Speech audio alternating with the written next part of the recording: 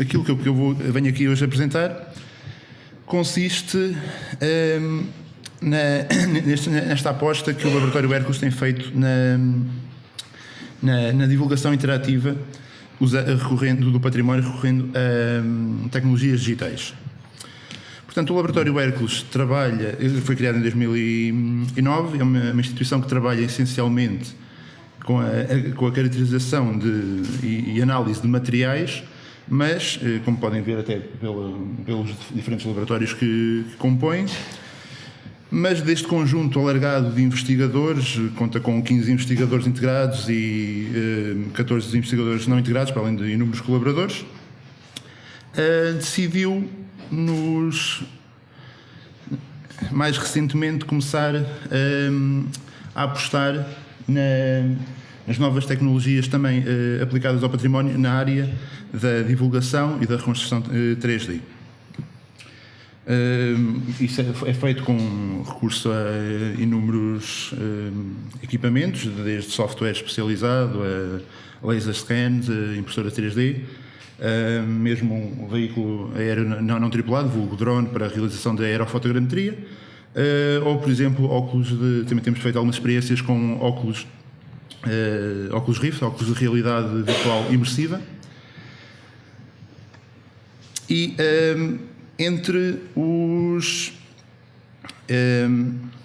projetos onde tal se tem aplicado, conta-se, por exemplo, o projeto de digitalização tridimensional das estatuetas de barro de Estremoz, que foi um trabalho que teve até alguma projeção mediática e que está integrado na elaboração do dossiê de estudo para a candidatura à inserção da produção destas figuras em barro de Estremoz na lista representativa do património cultural e material da humanidade, e outros projetos em que se foi aplicado o laser scan, em que o Laboratório Hércules esteve envolvido, incluem a aquisição tridimensional recorrendo a um laser scan, o Faro, para, por exemplo, na Igreja da Graça, em Évora, entre outros exemplos. Um dos projetos que queria aqui apresentar e referir mais pormenorizadamente será a Biblioteca Digital Online, que pretende apresentar, construir um repositório de artefactos através de modelos tridimensionais, mas que não sejam meramente ilustrativos, ou seja, existe uma vertente mais pedagógica e de disponibilização de dados tanto para investigadores e público especializado, como para um público mais geral, através de uma plataforma online. Este projeto ainda não está lançado, mas estará online em breve. E pretende apresentar as peças e o seu contexto histórico, bem como os resultados das análises e toda a informação analítica já disponível.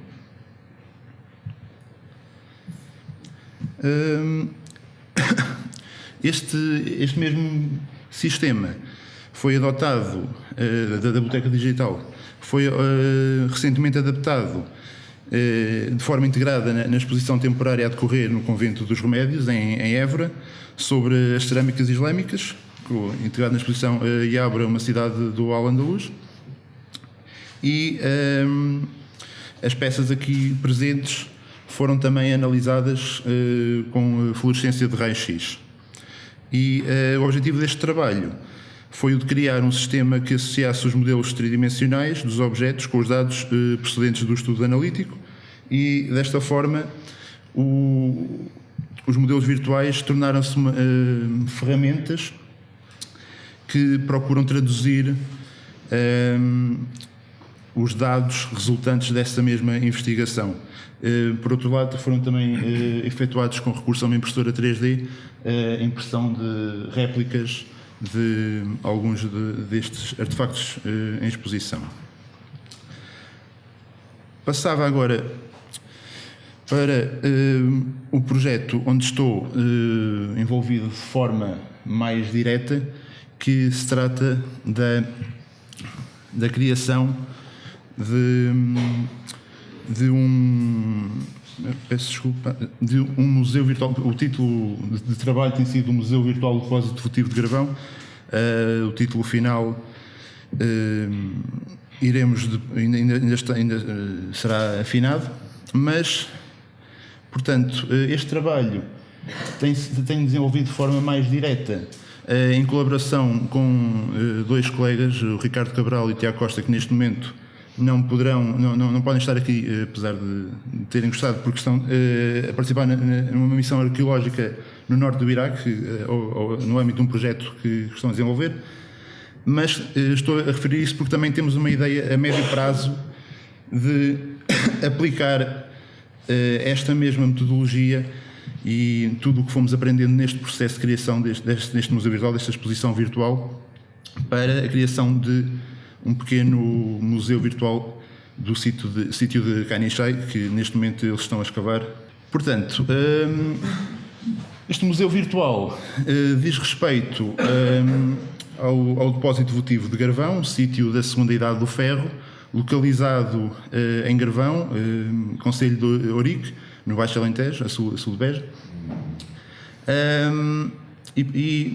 Basicamente trata-se de uma vala identificada nos inícios dos anos 80 e escavada também nos inícios dos anos 80 numa encosta deste cabeço que vemos na primeira imagem, que é o Cerro do Castelo, um cerro de topo aplanado, no topo do qual supostamente existiria um lugar de culto da Idade do Ferro, da Segunda Idade do Ferro. E esta vala continha e ainda contém um número elevadíssimo de materiais arqueológicos, essencialmente cerâmicas, que aí foram depositados.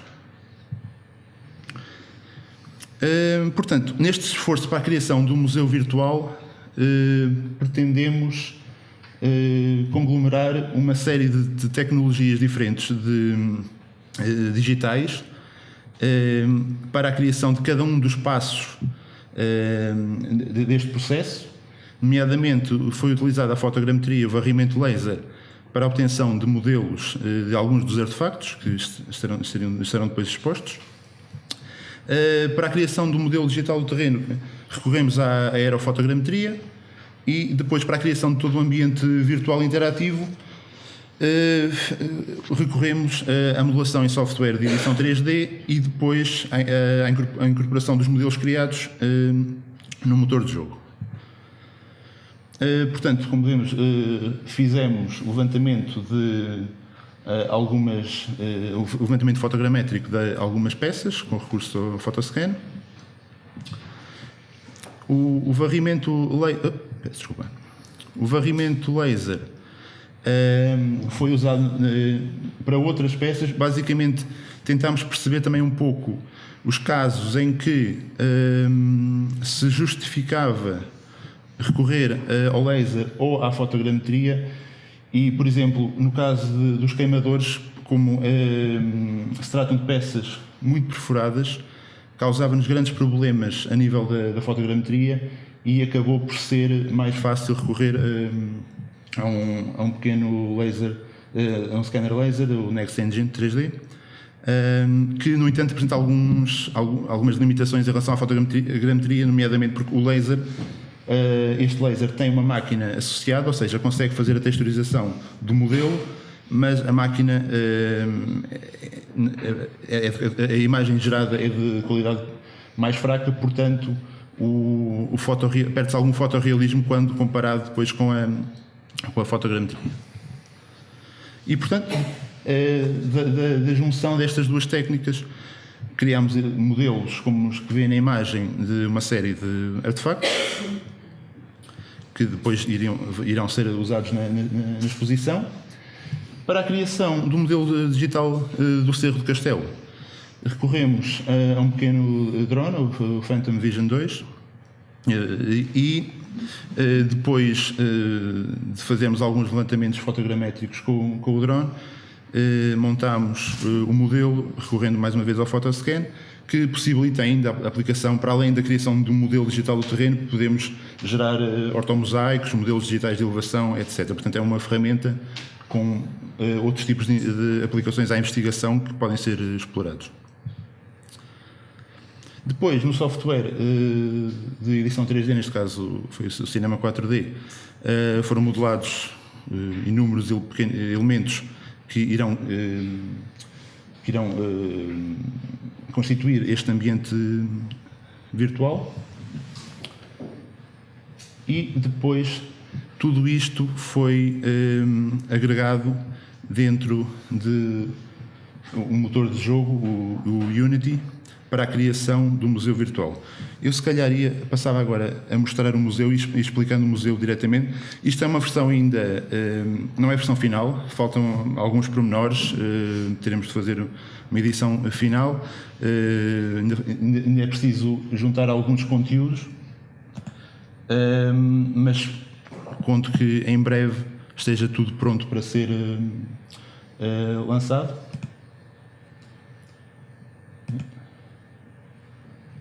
E, portanto, construímos este ambiente digital. Aqui a resolução não é grande coisa, mas tentámos criar uma certa narrativa, criar um pequeno museu com esta exposição digital, que foi dividido em diferentes áreas temáticas. Aqui teremos um repositório onde pretendemos inserir dar acesso ao utilizador a uma série de PDFs com artigos, teses, informações relevantes para a exploração deste sítio. Depois temos uma área dedicada à região, em que, por exemplo, uma pessoa depois apontando pode aceder a informações sobre o Baixo Alentejo, e com um vídeo de enquadramento feito com o drone da zona, e ainda a localização de Ourique e de Garvão no âmbito regional. Do outro lado, temos uma área que está dedicada à história da investigação arqueológica deste sítio, com um cronograma onde se assinalam os momentos mais importantes, desde a sua identificação, às diferentes escavações efetuadas, até ultimamente ao projeto Goddess, em que o Laboratório Hércules efetuou análises a uma série de objetos e presentes. Tentámos localizar também na planta do sítio a proveniência de algumas das peças expostas, como podem ver aqui.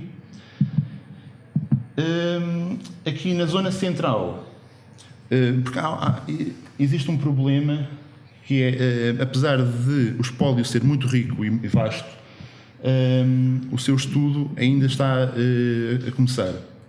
E, devido a esta questão, decidimos pegar nas informações, naquelas informações que estão mais aprofundadas neste momento, e, em termos das peças mais bem estudadas, até o momento encontram-se os grandes contentores e os queimadores. Por isso decidimos criar esta primeira exposição, porque isto depois pode ser atualizado eventualmente, e com o correr do tempo. Decidimos criar, focar-nos nestas duas tipologias. Portanto, depois uma pessoa pode aceder, nesta zona do museu, poderá aceder ver a peça, e depois acede a um pequeno texto com informações sobre a peça, podendo manusear e rodar e observar o modelo de qualquer ângulo, permitindo uma relação mais direta e é algo que no museu tradicional dificilmente poderia ser feito. Pretendemos ainda reconstituir, no caso das peças que se encontram fragmentadas, os elementos em falta. E saliento aqui só este exemplo, em que a peça, portanto, foi encontrada fragmentada, obviamente, e então digitalizámos cada um dos fragmentos e depois, recorrendo a uma animação, mostramos a peça a ser montada, no fundo. Depois temos aqui uma outra zona dedicada, vê-se um pouco mal, mas dedicada às técnicas de produção cerâmica, das peças identificadas em escavação, nomeadamente com uma área dedicada à produção manual de cerâmica, outra à produção a torno e ainda aos processos de cozedura, nomeadamente através de suengas. E temos aqui uma outra área em que pretendemos, basicamente pretendemos passar esta mensagem ao público, que isto não surge por magia e que queríamos divulgar um pouco mais quais são estas tecnologias que estão no fundo na gênese deste museu, desde a fotogrametria, a aerofotogrametria, em que, por exemplo, posso mostrar que fizemos aqui um modelo do terreno com um pequeno drone a sobrevoar, que foi basicamente isto que aconteceu, por exemplo, a secção do laser scan. E, por último, temos aqui uma sala onde podemos aceder ao modelo digital do Cerro do Castelo, onde podemos depois, apontando, aceder a informações sobre sítios específicos identificados no modelo do terreno, sendo depois esta informação complementada com uma foto panorâmica a 360 graus que foi tirada no topo do cabeço, portanto dando uma ideia da envolvência, de toda a envolvência deste sítio. É? Portanto, só aqui mais umas informações, peço desculpa. Não é isto. Está aqui. Ok. Portanto, isto foi o que vimos. Portanto, eu queria falar um pouco sobre as potencialidades também deste tipo de plataformas. Portanto, a criação de um museu virtual em que nos permite organizar exposições virtuais tem, desde logo, uma vantagem óbvia, que é a facilidade de acesso, porque isto irá ser disponibilizado através de qualquer ligação à internet por meio de um browser, através de um web player, ou seja, uma pessoa acede a uma página na internet onde estará o museu, instala um pequeno plugin e pode entrar neste ambiente interativo. Isto é especialmente relevante quando lidamos com regiões como, por exemplo, Garvão, um pouco à margem dos grandes centros e de acesso, se calhar, não tão fácil ou tão óbvio para muita gente, e que, portanto, permite-nos levar este património, no fundo, a qualquer ponto do globo de forma mais facilitada. Por outro lado, possui uma certa facilidade de atualização, ou seja, podemos adicionar conteúdos, podemos substituir conteúdos, podemos, no fundo, estar constantemente, mas com regularidade, a lançar novas exposições, o que pode ser também uma mais-valia na valorização do espólio, que ficaria, se calhar, de outro modo, em depósito. Permite-nos, por outro lado, também chegar a novos públicos, porque se calhar existem faixas etárias, especialmente faixas etárias mais jovens, para quem este tipo de linguagens é mais familiar, e se calhar ainda tem uma certa ideia do que é um museu e que não lhes é muito aliciante, mas isto poderá ser um veículo, se calhar, para chegar a estes tipos de público também.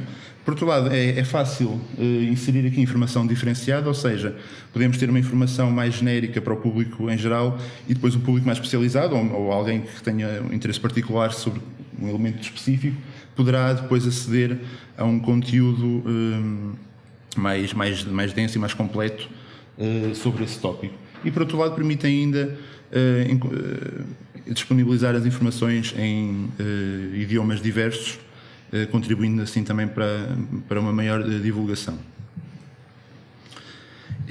Queria só também mencionar que este museu virtual irá funcionar de forma articulada com uma exposição física que irá ser organizada dentro de em breve numa sala do Centro de Arqueologia Catano Melo Beirão em Ourique.